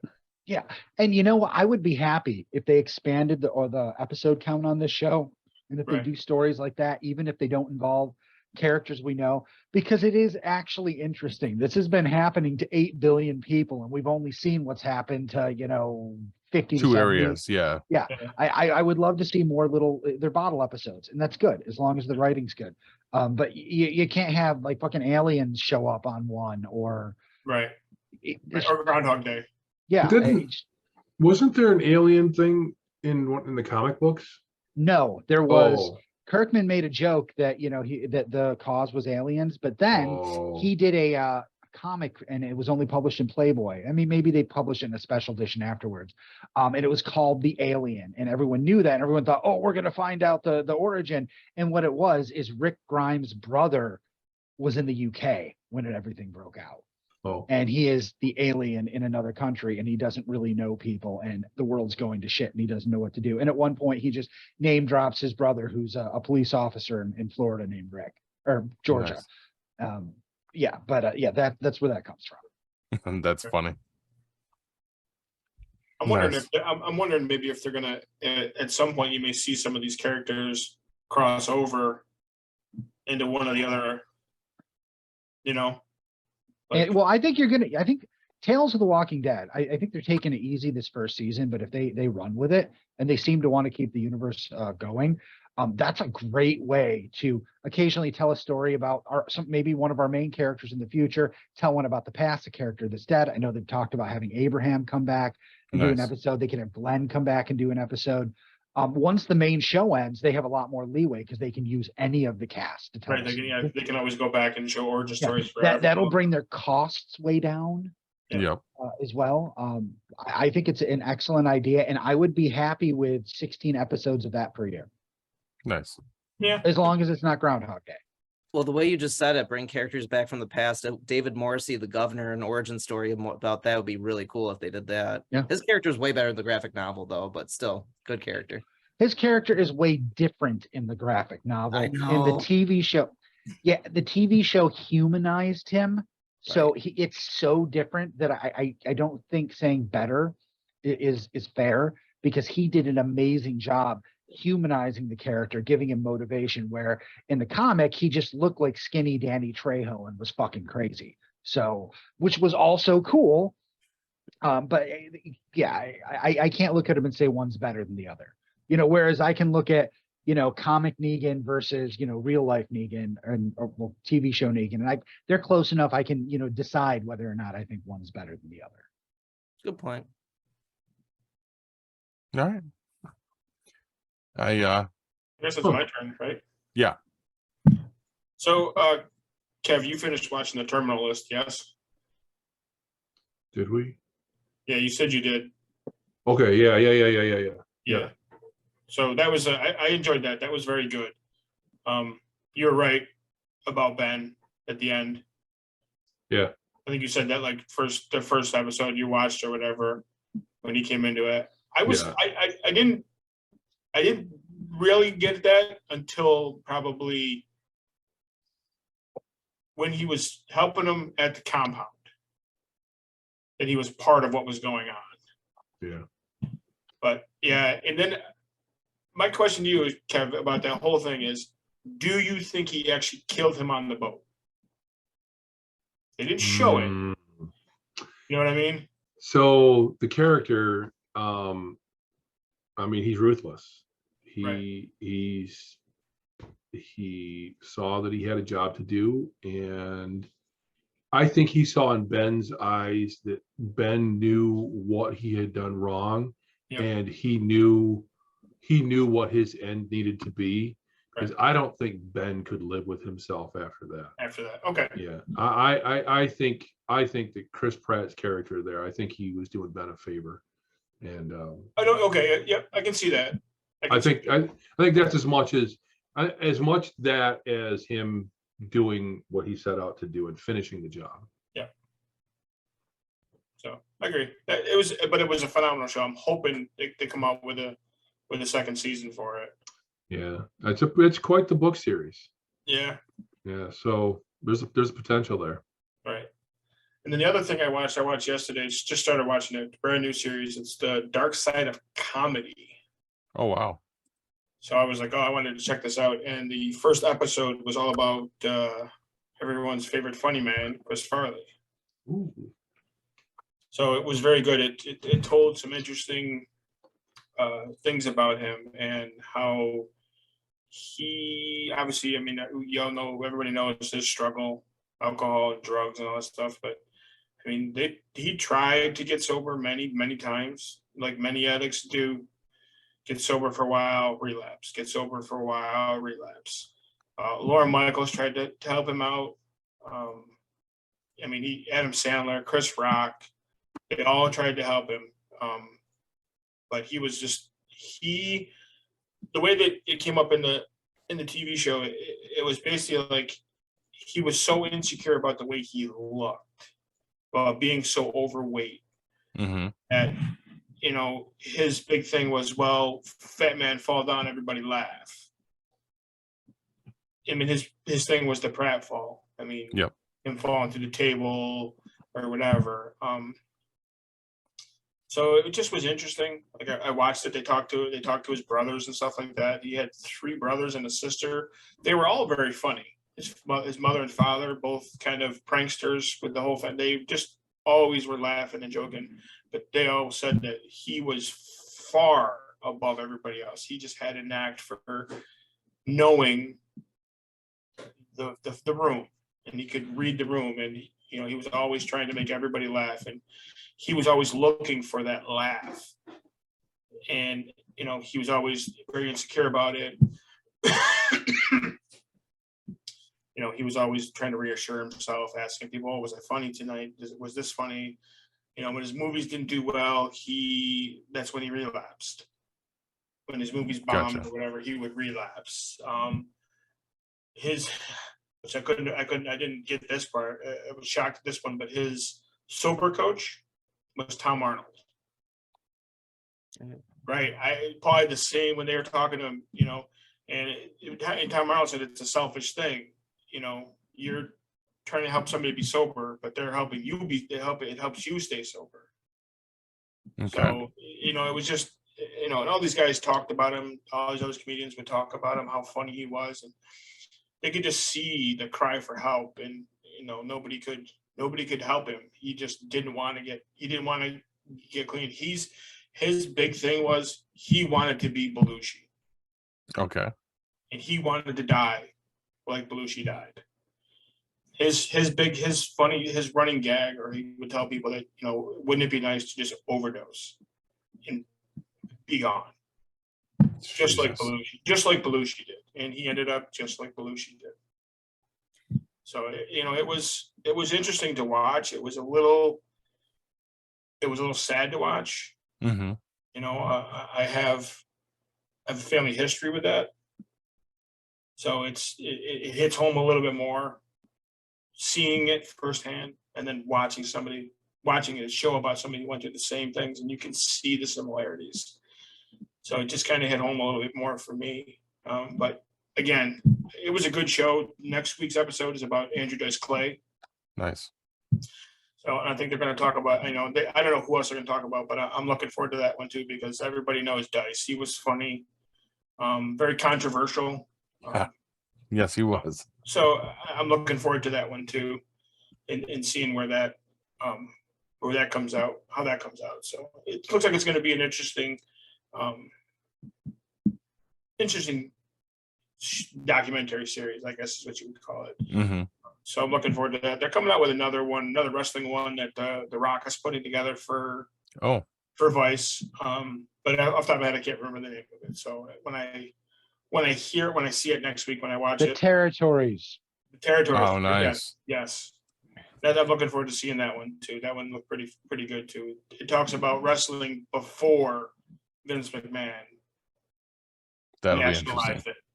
You know, it was always about the territories and the wrestling groups in the territories. Mhm. So I'm looking forward to that one too. So Nice. Corbs, it was cool. Like, I don't know if it was that documentary, but I saw one on Chris Farley as well. You probably know this too. Tommy Boy, when he's talking to his father at the end of the movie, they actually, before they wrote that, they had a little comedy, more comedy in it. Chris Farley, before he died, he definitely wanted to go more dramatic with some of his roles. So he's like, you know what? I just wanted to read this one straight. So he literally, when he read that in the boat, he had no dry eye in the whole studio. They're like, oh my God, he did that so straight. Because you're like Fat Man Fall Down funny, but he wanted to do something so dramatic, so straight laced. He's like, I want to try because before he died, like I read a cool documentary, watched a cool documentary, movies that never happened. And Chris Farley was going to do a biopic after the Shrek movie because of course he was Shrek, but he was going to do a biopic on Fatty Arbuckle. Oh, nice. oh wow. Yeah. But he did that one so straight laced. And then of course he hit himself in the head with the boat. He's like, oh, son of a bitch or something like that. But yeah.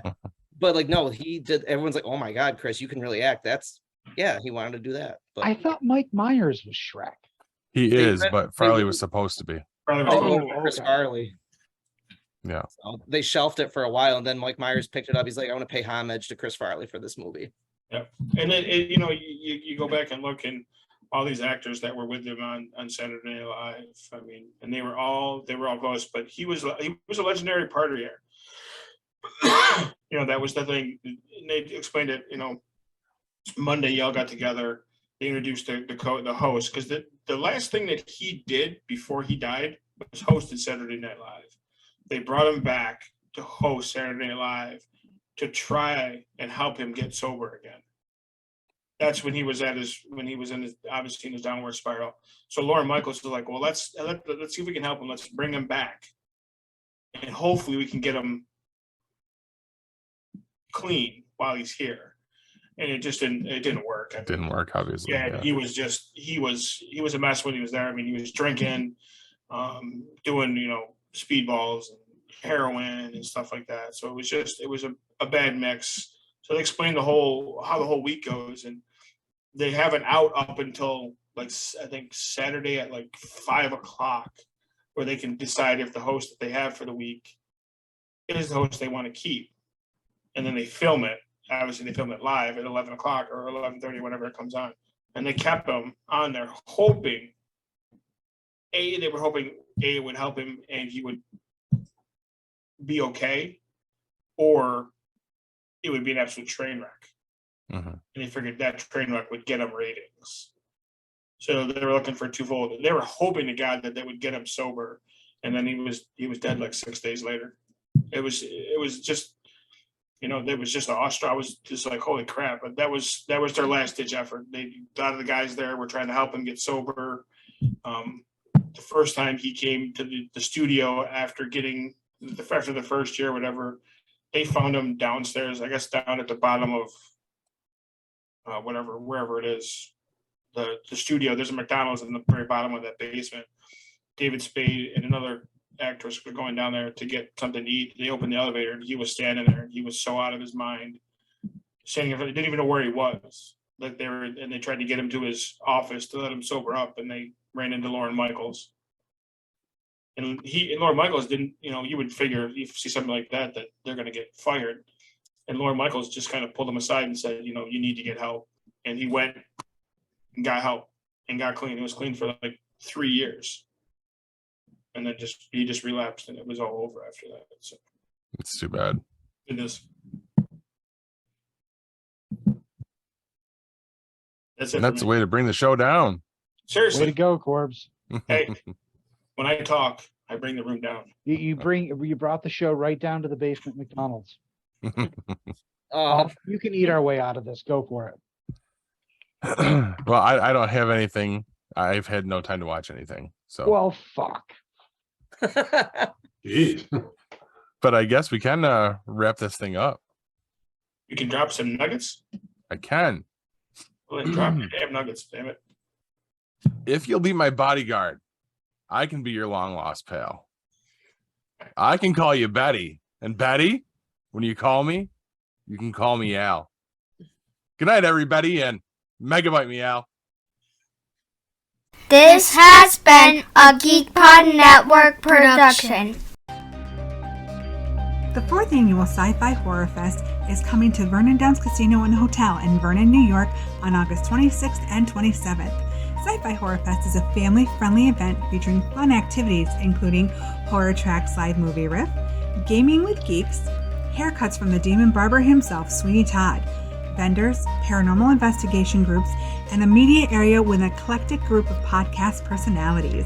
Exciting guests include special FX artist Craig Lindbergh, Scream Queens Genevieve Rossi and Lena Senna, and headline guests include CJ Graham, Richard Masser, David Howard Thornton, Grim from Grimm's Horror Show, Brandon Tenold from Brandon Tenold's Cult Movie Reviews, Peter Gashik, the Sin Masochist, and Cecil Tretchenberg of Good Bad Flicks. For more information and to purchase tickets, go to www.sci-fi-horrorfest.com. Sci-Fi Horror Fest is currently looking for volunteers. This is your chance to be a part of the fun. Please note, details of the event are subject to change due to any last issues with COVID-19.